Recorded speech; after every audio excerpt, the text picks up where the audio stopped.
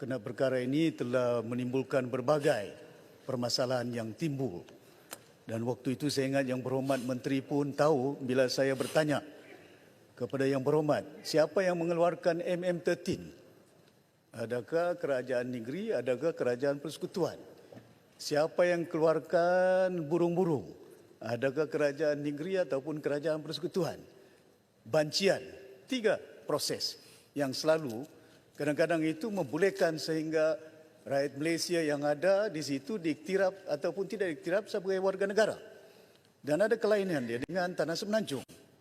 Kerana kita di situ berhubung kait dengan proses yang ada, iaitu yang saya nyatakan bila Datuk Speaker nyatakan perundangan.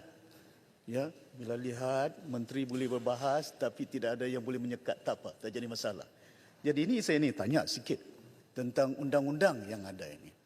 Pertama, kalau kita melihat proses dia saja, ya, kena kita di parlimen ini ialah untuk menggubal undang-undang, memperbaiki undang-undang. Saya tidak ada masalah, kena kita nak be very progressive dari segi perundangan supaya kita perbetulkan.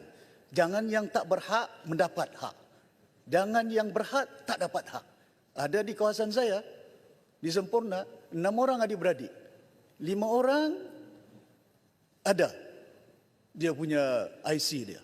Tapi 1 orang tak ada dia punya keterangan, tak tahu pasal apa sebab semenjapnya oleh kena kemungkinan pentadbiran jabatan pendaftaran yang ada. Dan saya berharap usaha ini akan bukan hanya membabitkan dari segi pematuhan undang-undang.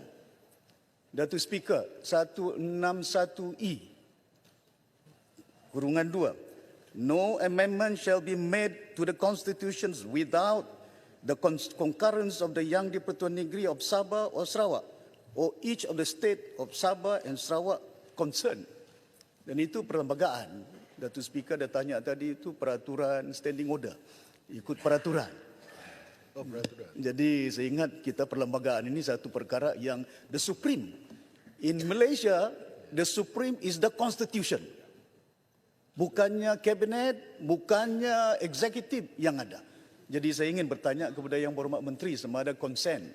Pasal di sini disebutkan tentang bahawa no amendment shall be made to the constitution without the concurrence of the Yang di-Pertuan Negeri of the state. Itu yang saya tanya.